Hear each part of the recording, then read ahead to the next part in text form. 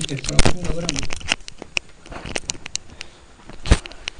이거 좀 보면 말씀을 너무 줍니다. 자, 사도행전 1장 15절부터 26절 말씀 그 앞에 보면 예수 그리스도께서 부활하신 후에 명령하신 것이 있었습니다. 뭘 명령하셨냐면 1장 4절을 같이 읽겠습니다.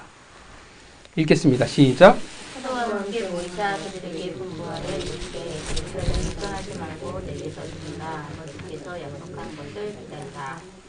예, 예수님이 뭐라고 제자들에게 명령하셨냐면 예루살렘에서 기다리라는 거예요. 무엇을 기다리라고 명령하신 겁니까? 그렇지, 성령이죠. 성령께서 내려오실 것을 기다리고 있으라는 것입니다. 그렇게 그들은 며칠 동안 예루살렘에서 성령이 오기를 기다렸냐면 열흘입니다. 그러니까 예수님이 말씀하시고 부활 승천하신 후에 열흘 후에 성령이 이 땅 가운데 임하게 됩니다. 그러니까 오늘 본문은 그 열흘 동안 있었던 일들 중에 하나의 일을 성경에 기록하고 있는 것입니다. 그 일이 뭐냐면 바로 우리가 너무나 잘 알고 있는 마띠아를 사도들 중에 한 명으로 뽑은 일입니다.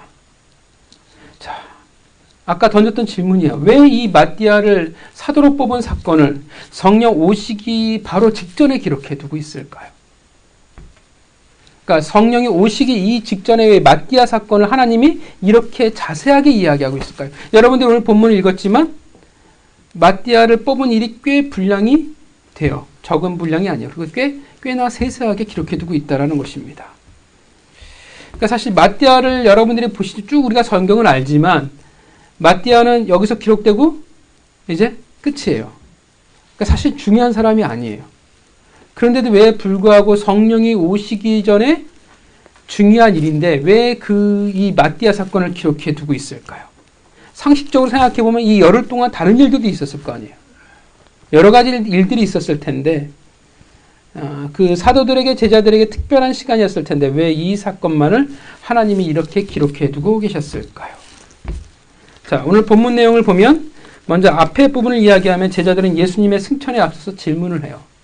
6절에 뭐라고 질문하냐면 이스라엘의 회복에 대해서 제자들이 예수님에게 질문을 합니다. 그 답이 뭐냐 하면 예수님은 너희가 알 바가 아니라는 거예요. 그 후에 예수님의 승천이 있었습니다. 제자들이 보고 있는 데서 하늘로 올라갔고요. 그리고 다시금 재림하실 것을 올라가신 모습 그대로 이 땅에 임할 거라는 것을 천사들이 가르쳐 줍니다. 바라기는 이 재림의 순간이 빨리 올 수 있었으면 참 기대합니다. 자, 이제 제자들이 예루살렘으로 돌아오게 되죠. 그리고 이제 그들이 유하는 다락방에 올라가게 됩니다. 여러분들이 잘 아시지만 이 다락방은 우리 민족의 다락방과 매우 다르다는 건 여러분이 잘 아실 겁니다. 우리 다락방은 굉장히 좁고 낮은 그런 방이지만 여기에 다락방은 여러분들이 그 12제자들 성만찬하는 거 보시면 알겠지만 굉장히 크죠. 큰 방입니다. 자, 거기에서 본격적으로 예수님이 없는 열흘간의 시간을 그들이 가지게 됩니다. 그들의 모인 사람들을 성경이 누구라고 기록해 있냐면 예수 그리스도의 제자 11명의 사도들과 그 다음에 이제 여자들과 예수님의 동생들이 그 무리 속에 함께 있었다라는 것을 기록해 두고 있습니다. 그들이 모여서 열심히 하나된 마음으로 기도를 합니다. 그렇게 성령이 임하기를 기도하고요.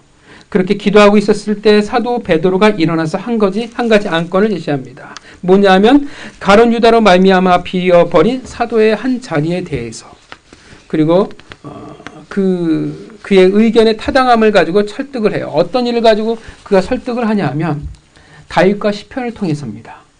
다윗이 한 말이 시편 41편 9절의 말씀이에요. 나의 신뢰하는 바 내 떡을 먹던 나의 가까운 친구도 나를 대적하여 그 발꿈치를 들었나이다. 라는 이 구절을 가지고 다윗이 자신과 가까운 자들이 자신을 배반한 사실을 짐승이 뒷발질하여 주인을 다치게 한 일에 대해 비유한 내용을 가지고 베드로가 이야기를 합니다.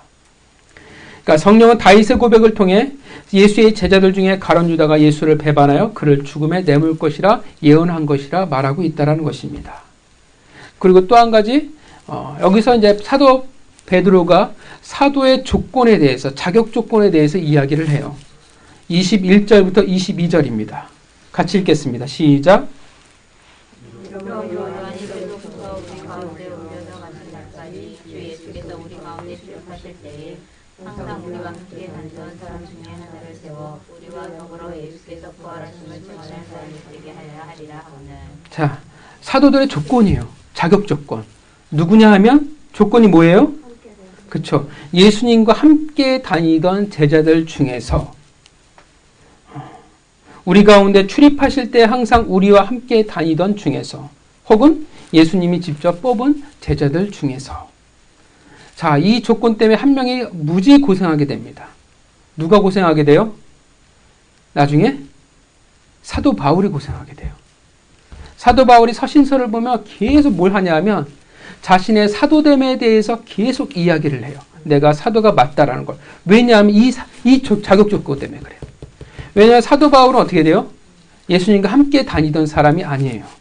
그럼에도 불구하고 왜 그가 사도의 권위를 갖게 됐냐면 사도의 중요한 그런 조건이죠. 다른 사람이 인정하지 않을지 모르지만 예수님이 직접 뽑은 사람이에요. 여러분이 기억하시지만 바울은 어떻게 돼요? 사울은 그전에 사울이었죠. 예수님이 직접 뽑으셨어요. 그렇기 때문에 사도의 조건을 갖게 돼요.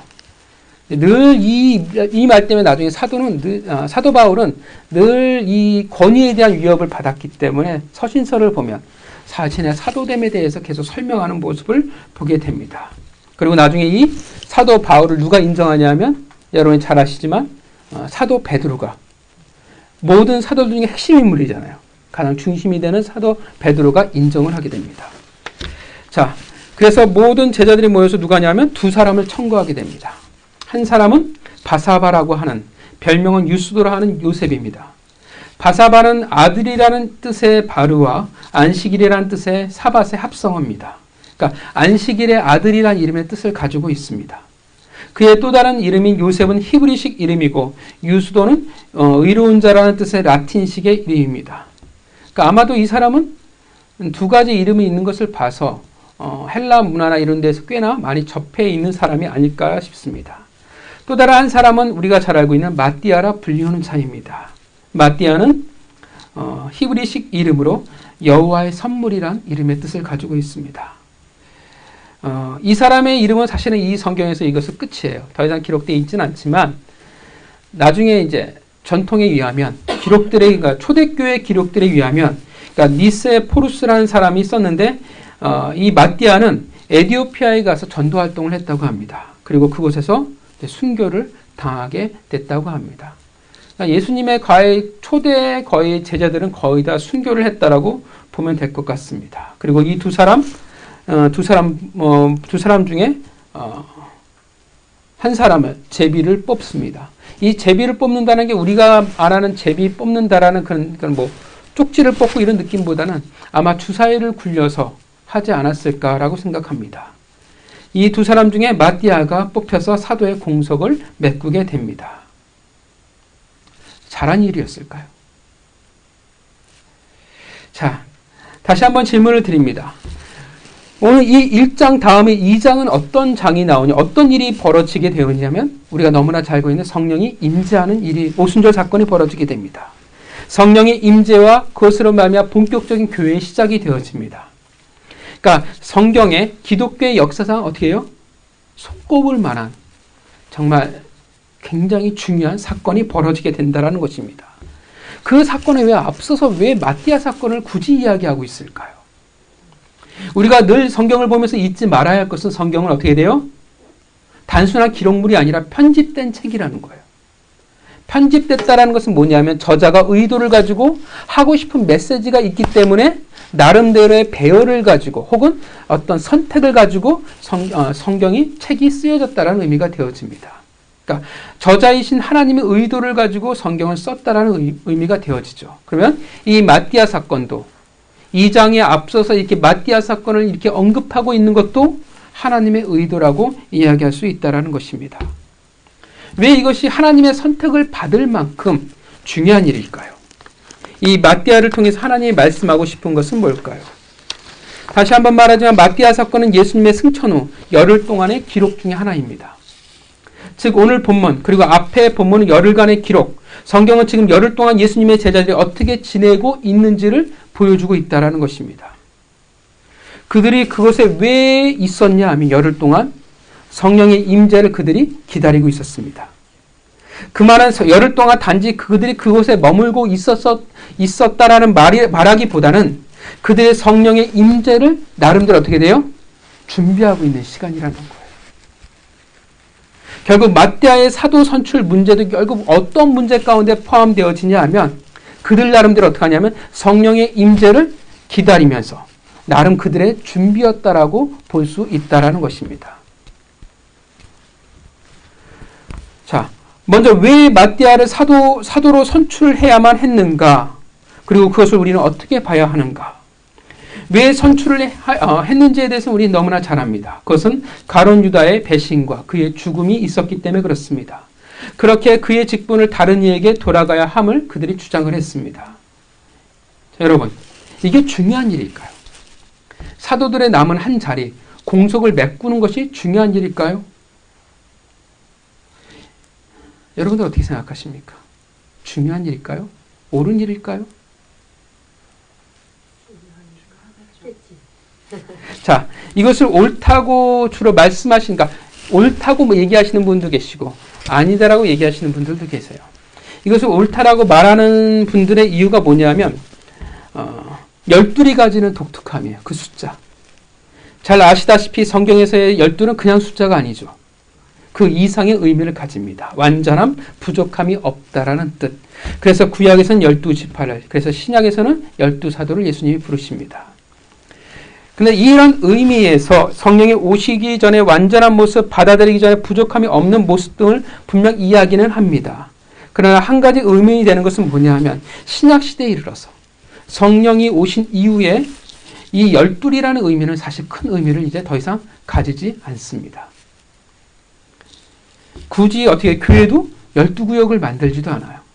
굳이 12제자라는 의미를 크게 두지 않는다라는 것입니다. 오늘날도 여전히 그 12이라는 숫자를 어떻게 되냐면 성경에서는 의미를 가지고 있지만 교회 자체에서는 12는 큰 의미를 가지고 있지 않습니다.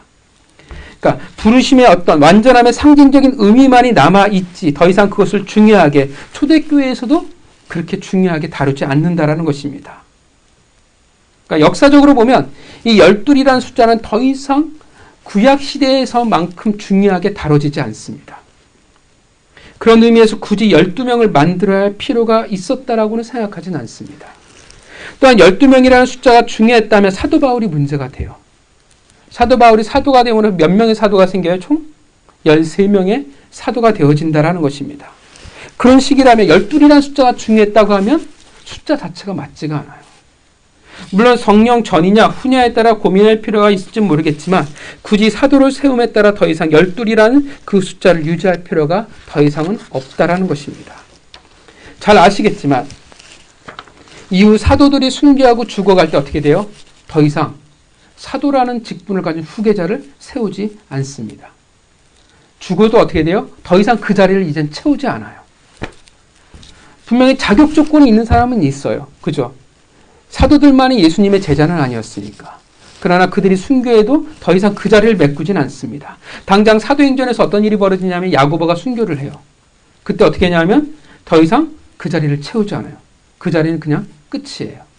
그러니까 그 사도라는 자리가 공석이 12자리가 안 되었음에도 불구하고 더 이상 초대교회에서 어떻게 하냐면 사도라는 그 더 이상 사람을 메꾸지 않는다라는 것입니다. 더 이상 뽑지 않아요.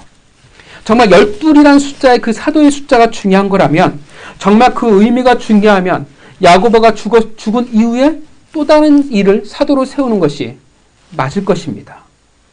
근데 그렇게 하지 않아요. 이 12명이라는 그 특별한 숫자를 가진 그 서클을 더 이상 초대교회에서는 보존하지 않는다라는 것입니다. 사도들 스스로가 더 이상 하지 않아요. 그 의미는 어떤 의미냐면 더 이상 이 12이라는 그 특별한 의미는 초대교회에서 사실은 물론 완성이라는 의미는 여전히 가지고 있지만 그 숫자가 반드시 유지되어야 되는 건 더 이상 필요가 없다라는 것을 사도들 스스로 인정하고 있다라는 것입니다. 더군다나 정말 12명의 사도의 숫자를 채우는 것이 성령 오시기 전에 반드시 해야만 하는 일이었다면 왜 예수 그리스도께서 부활하신 이후에 하지 않았을까요? 정말 반드시 성령이 임하기 위한 필요 조건이었다면 12이라는 완성의 숫자가 정말 중요했다면 바로 반드시 예수님이 먼저 언급하셨을 것입니다. 그리고 예수님이 승천하시기 전에 해결 지으셨을 거라 생각을 합니다. 그만큼 성령이 오시기 전에 중요한 일이라면. 근데 우리가 기억해야 할 것은 성령이 임하시는 조건입니다. 여러분, 성령이 임하시는 조건이 있을까요? 정확히 우리가 인간이 갖춰야 할 조건이 뭐냐 하면 주께서 명하신 그곳에서 기다리면 되는 거예요. 그 말은 뭐냐 하면 이미 조건은 해결되어졌다라는 거예요. 말씀하신 그곳에서 기다리고 있으면 된다라는 거예요. 사도들이 12명이 되든 아니면 10명이 되든 어떻게 해요? 성령은 이미 오시는 거예요. 상관이 없습니다. 예루살렘에 있으면 무조건 성령이 임하시는 상황이라는 거예요. 12명 중에 6명이 도망가 버려도 어떻게 돼요? 그 숫자와 상관없이 성령은 임재하실 것입니다. 12이라는 숫자가 성령이 임재하는데 전혀 지장이 없다라는 것입니다. 그러니까 이 굳이 한 명의 사도를 더 뽑는 것, 12명을 채우는 것은 사실 성령이 임하시는 것과 전혀 사실은 상관이 없습니다. 그들이 나름 준비라고 할지 모르지만 그 준비가 어떻게 돼요? 사실은 의미 없는 준비라는 거예요. 그렇게 볼 때 이 사도를 뽑는 이 장면은 사실은 무의미한 장면이라 생각합니다. 베드로가 잘못했어 라고 말하기는 좀 쎄할지 모르지만 분명한 것은 베드로가 쓸데없는 짓을 저질렀다고 저는 봅니다. 그러니까 잘못이라기보다는 그냥 의미 없는 일을 했다라는 것입니다. 실제로 마띠아는 열심히 있는 성도였고 분명히 존경받는 이였겠지만 성경에서는 딱히 그 어떠한 언급도 무게도 두지 않습니다. 그러니까 하나님 편에서 어떻게 돼요? 어떠한 말씀도 하시지 않아요. 성경에서 딱히 이래저래 평가하지도 않습니다. 마치 오늘 본문은 신기하기도 뭐냐면 제3자의 입장에서 본문의 일을 보고 그냥 넘어가는 듯이 보여진다라는 거예요. 어디에서도 평가도 없고 그냥 오늘 본문에서 모든 것이 끝나 버립니다.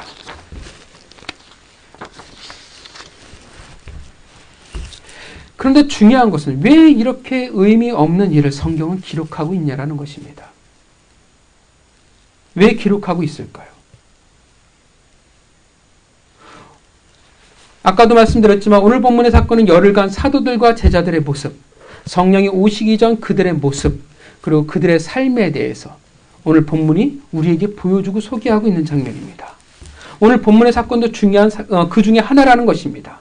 분명 의미가 없어요. 마띠아를 뽑는 것은 하나님의 의도와 상관이 없습니다. 그런데 성경은 그것에 대해서 이래저래 말하지 않습니다. 별로 생산성이 없어 보이고 분명히 의미가 없어 보이는데 그걸 뭐라 하지 않아요. 사실 그 열흘 동안 더 절박한 모습 혹은 믿음으로 그날 그때를 기다리는 그들의 신앙적인 모습을 더 잘 설명해 놓을 수 있을 텐데 그것은 너무나 짧게 이야기해버립니다. 무엇을 말하고 있냐면 그냥 지금 보여주고 있는 거예요.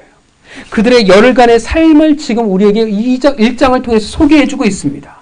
그 열흘을 통해서 뭘 보여주고 있냐면 그들의 그 이전과 어떤 달라진 모습을 보여주고 있는지, 어떻게 그들의 주의 명령을 기다리고 있는지 그들의 삶의 자세를 우리에게 소개해주고 있다는 것입니다. 여러분, 어떤 달라진 모습을 우리에게 보여주고 있을까요? 사도행전 1장을 보시면서 여러분, 제자들의 모습, 여러분들의 복음서를 통해서 봤던 그 제자들의 모습과 비교해 볼 때 그들의 실력이 일치월장했다고, 성장했다라고 여러분 보여주십니까? 어떻습니까?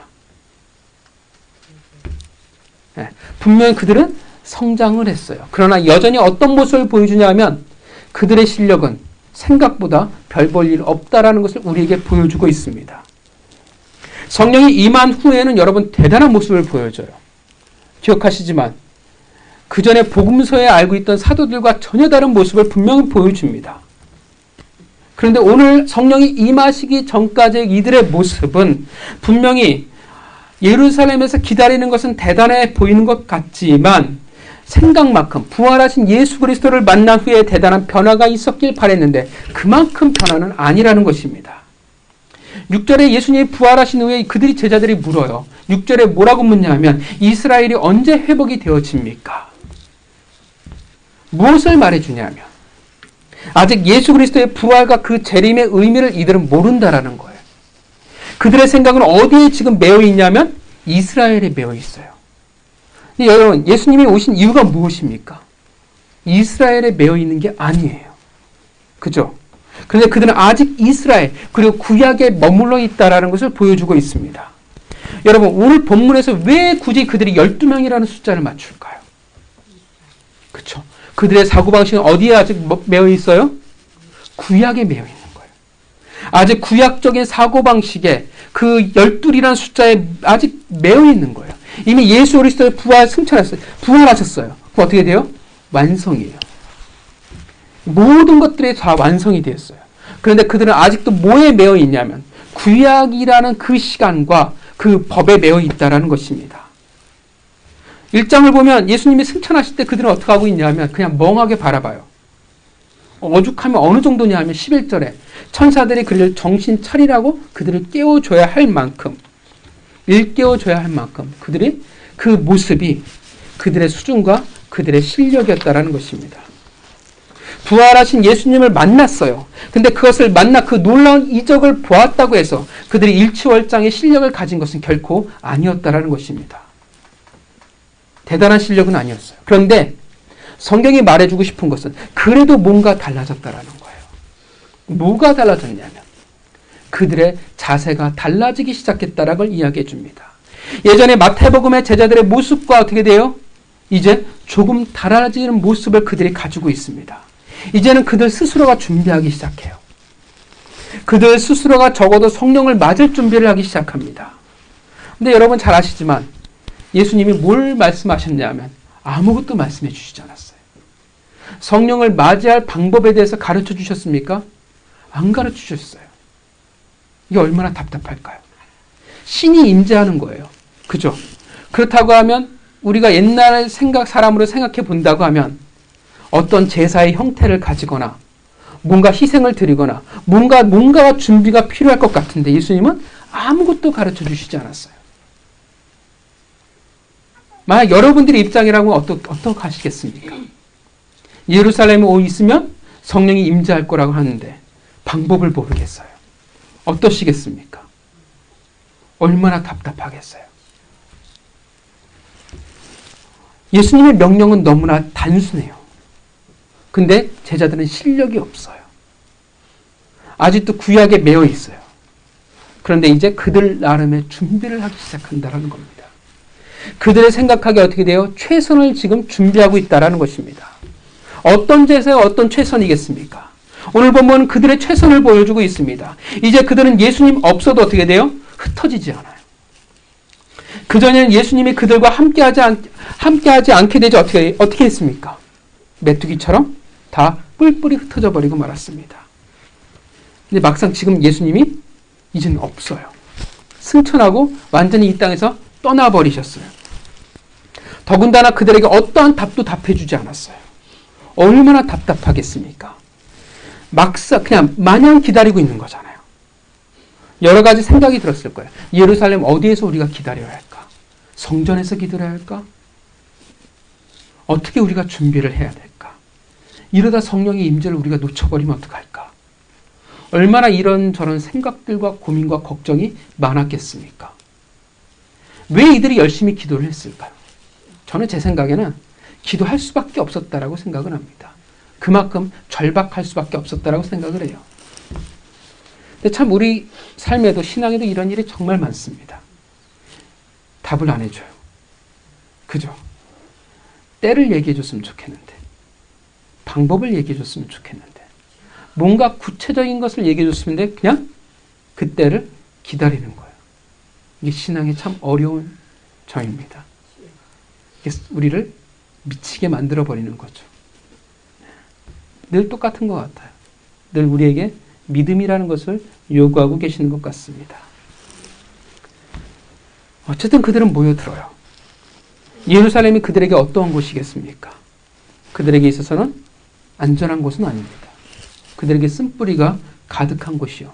그들에게 실패, 메시아 왕국을 건설할 줄 알았는데 실패해버린 장소였습니다. 그리고 배신의 쓰라린 경험이 있는 곳이었습니다. 여전히 신변의 위협이 있습니다. 그러나 예수 그리스도의 그 말씀에 그들이 믿음으로 그곳에 모였습니다. 근데 웃기고도 슬픈 건 뭐냐 하면 그들의 모인 수가 15절에 몇 명이라고 이야기합니까? 120명입니다. 예수님이 부활하신 후에 제자들을 만나셨어요. 그들을 회복시키셨죠. 실로암에 가는 제자들. 기억하시죠? 예수님이 찾아가셔서 그들을 다시 일으켜 세우셨습니다. 그렇게 세우신 자들에게 명령하신 거예요. 근데 그 숫자가 몇 명이었냐면 고린도전서 15장 6절을 보면 500명이었어요. 그런데 예루살렘은 어떻게 돼요? 몇 명이 모여요? 120명이에요.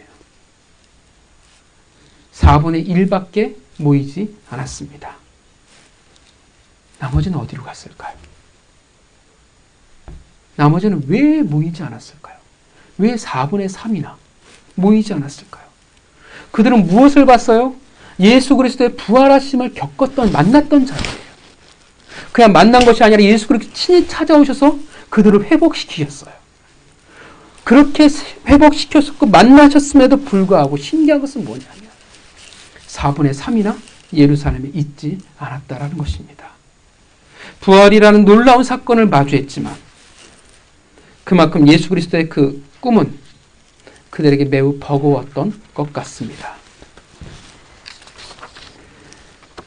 인간이라는 수준을 우리에게 보여준다라고 생각을 합니다. 오늘날도 마찬가지잖아요. 기적이 있고요. 놀라운 은혜가 분명히 있었는데 그러나 여전히 그 자리를 사모하는 일을 찾는 것은 정말 어렵습니다. 수많은 사람이 기적을 베풀어달라고 이야기합니다. 그럼 믿겠노라 이야기합니다. 그런데 우리가 겪어온 것은 기적으로 사람은 바뀌지 않습니다. 오늘 본문의 120명은 그러함에도 불구하고 이제 예루살렘에 모였습니다. 그러한 그들이 이제는 어떠한 모습이 있냐 하면 14절에 마음을 같이하여 오로지 기도에 힘쓰더라 말하고 있습니다. 분명 14절의 모습은 우리가 알고 있던 제자들과 다른 모습이에요. 물론 이 제자들 입장에서는 그럴 수밖에 없었을 거라 생각을 합니다. 그만큼 절박했을 거예요. 그러나 제자들은 예전에는 예수님과 함께 있었을 그전에는 그들은 마음을 같이 하는 자들이 아니었어요. 그들은 어떻게 돼요? 제자들끼리 끊임없이 반목하고 끊임없이 시기하고 끊임없이 경쟁하던 자들이었습니다. 그들은 기도하는 모습과 거리가 먼 자들이었어요. 예수님이 뭐라고 그러셨어요? 한시도 깨어있을 수 없느냐. 그런 서글픈 주님의 음성을 들었던 자들이었습니다. 이제는 그들이 다른 모습을 보여주고 있어요. 하나가 되었습니다. 하나가 되어 기도하는 자들이 되었습니다. 왜 그렇습니까? 그들의 할 수 있는 게 이것밖에 없으니까. 잘 모르니까. 상황도 위기의 연속이고 그들의 상황이 안전하지 않고 언제 어떻게 될지도 모르고 제일 답답한 것은 성령이 언제 어떻게 임재할지를 모르니까. 그들이 할 수 있는 게 뭐가 있겠습니까? 최선을 다해 기도할 수 있는 것밖에 없습니다. 그것이 그들이 할 수 있는 전부였다라는 것입니다. 오늘 가룟 유다의 건도 그래요. 사도를 뽑기 위해 가룟 유다의 아픔을 그들이 스스로 드러내고 있습니다. 그것도 누가 이야기하고 있어요? 사도 베드로예요. 그가 이렇게 일어나서 말할 때 배신자 가룟 유다를 언급할 때 스스로 얼마나 많은 찔림이 있었을까요? 왜냐하면 베드로도 똑같이 배신자였기 때문에 그렇습니다. 지금 배신자가 일어나서 배신자에 대해서 이야기하는 거예요. 잘못한 자가 일어나서 똑같은 죄를 지은 자에 대해서 이야기하고 있다는 것입니다. 사실 베드로만이 아닙니다. 그곳에 모인 모든 제자들에게 있어서 어떻게 돼요? 가룟 유다의 일은 그 배신은 그들에게도 상처예요. 왜냐하면 그들도 배신했기 때문에 그렇습니다. 똑같아요. 예수님이 십자가에 못 박혀 돌아가신 것을 지켜본 이는 어떻게 돼요? 이곳에 오직 한 명밖에 없어요. 사도 요한밖에 없습니다. 그리고 여자들밖에 없어요. 나머지는 다 어떻게 했습니까? 다 배신하고 도망가 버렸습니다. 사랑하느니 나의 왕이니 어쩌고저쩌고 떠들었을지 모르겠지만 그의 마지막을 끝까지 그들은 함께하지 않았습니다. 그런데 그들은 그들이 생각하는 성령의 임재함을 위해서 그들의 생각하는 바를 위해서 그 상처와 수치를 지금 드러내고 있다는 것입니다. 지금 마주하고 싶지 않은 과거를 그들은 마주하고 있는 것입니다. 베드로와 그곳에 앉아있는 모든 제자들, 배신자였던 그들의 과거를, 도망자였던 그들의 과거를 마주하고 있는 것입니다. 좋았을까요? 얼마나 부끄럽고 얼마나 고통스럽고 얼마나 아팠을까요? 그럼에도 불구하고 그들은 최선을 다하는 거예요. 왜냐하면 방법을 모르니까, 이것이 하나님이 원하신다고 하면 그들의 아픔마저도, 부끄러움과 수치마저도 지금 드러내고 있다는 것입니다. 마띠아도 마찬가지예요. 그들은 잘 몰라요. 어떻게 성령을 맞이해야 하는지 도저히 모르겠어요. 이것이 그들의 실력이라는 거예요. 여전히 그들의 실력은 부족 그 자체입니다. 아직도 구약에 맺어 있어요. 아직도 무엇이 중요한지는 몰라요. 그런데 뭐가 달라졌냐 하면 모르니까 그래도 최선을 다하겠다라는 거예요. 할 줄 아는 게 없으니까, 나는 부족하니까, 나는 여전히 상처받은 자이고 배신자인데 그럼에도 불구하고 아는 게 없으니까, 성령이 온다고 하니까 그래도 최선을 다하겠다라는 것입니다. 모르니까, 말씀 안 해주셨으니까, 예수님이 세우셨던 그 12명 그 사도를, 그 숫자를 그들의 수침과 아픔에도 불구하고 회복시키고자 한다라는 것입니다. 예수님이 말씀 안 해주셨으니까, 모르니까, 그런데 믿으니까 최선을 다할 뿐이라는 것입니다. 이들이 한 것은 결국 성령의 임재와 전혀 상관이 없는 행동이었습니다. 마띠아를 뽑았든 안 뽑았든 성령은 예루살렘에 임재했을 것입니다. 그런데 이것이 그들 수준에 있어서의 최선이었고 순종이었습니다. 예수님의 명령, 그 성령의 임재를 기대하며 그들이 할 수 있는 것을 할 뿐이었습니다. 비록 의미가 없을지라도 생각나고 할 수 있는 모든 것들을 찾아 하는 거예요. 숨어서 할 수 있는 것들이 뭐가 있겠습니까? 숨어서 뭘 할 수 있겠어요? 이것이 그들의 최선이었습니다. 그래서 성경은 그것에 대해서, 마띠아 일에 대해 굳이 뭐라 말씀하시지 않습니다. 질책하시지도 않고요, 어리석은 일이라 말하지도 않아요. 왜냐하면 그들의 최선을 인정하고 계시기 때문에 그렇습니다. 이들의 삶의 자세였습니다. 사랑하는 성도 여러분, 오늘 이 본문의 이 삶의 자세는 단지 성령 임재 전에 일어난 사건이라 치부하기는 참 그렇습니다. 왜냐하면 오늘날 우리는 여전히 다시 오실 예수님을 기다리며 살아가는 이들이기 때문에 그렇습니다. 우리는 똑같이 예수 그리스도의 제자들과 같이 그의 말씀을 우리는 지키며 살아가는 자들입니다. 그들은 예루살렘에서 하나가 될 수밖에 없었던 이들이었습니다. 어떠한 일들이 일어날지, 어떠한 박해가 있을지, 어떠한 어려움이 있을지 몰라 애태우며 기도할 수밖에 없었던 이들이었고, 앞을 도무지 바라볼 수 없는 자들이었습니다. 우리도 똑같습니다. 이 세상에 있으나 이 세상에 속할 수 없는 자들. 세상이 주는 환경의 어려움, 구조적인 어려움 속에 우리는 살아갑니다. 분명 오시겠다 말씀하셨지만, 분명 우리에게 약속하셨지만 우리는 언제인지 알지 못하고 그 말씀을 우리는 그냥 믿으며 우리 하루하루를 살아갈 뿐입니다. 결국 이 1장의 제자들의 그 모습이 우리의 모습이라는 것입니다. 우리 역시 대단한 실력을 가진 자들은 아닙니다. 우리는 수없이 작은 일에도 넘어지고 아파하고 수없는 은혜를 우리는 잊으며 살아가는 존재입니다.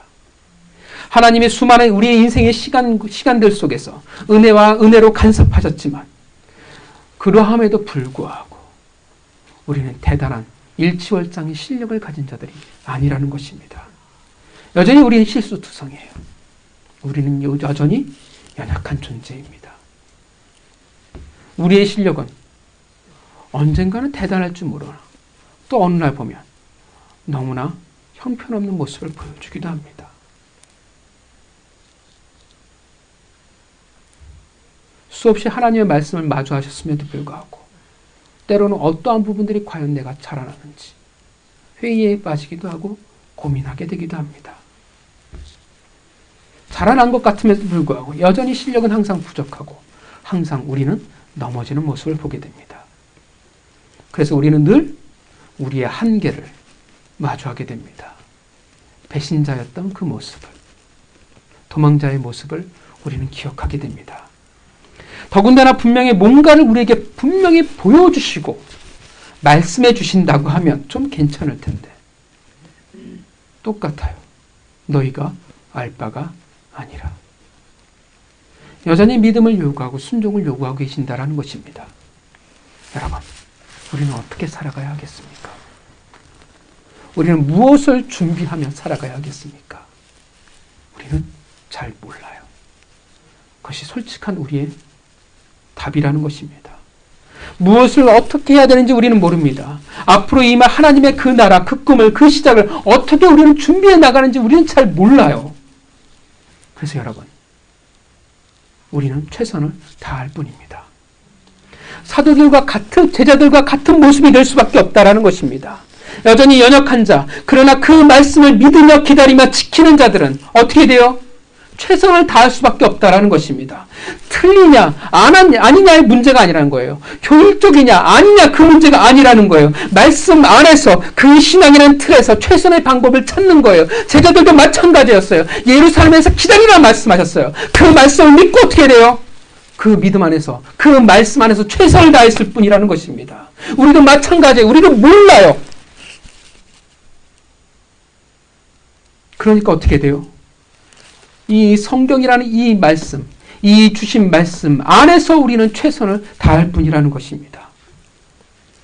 무엇을 믿고요?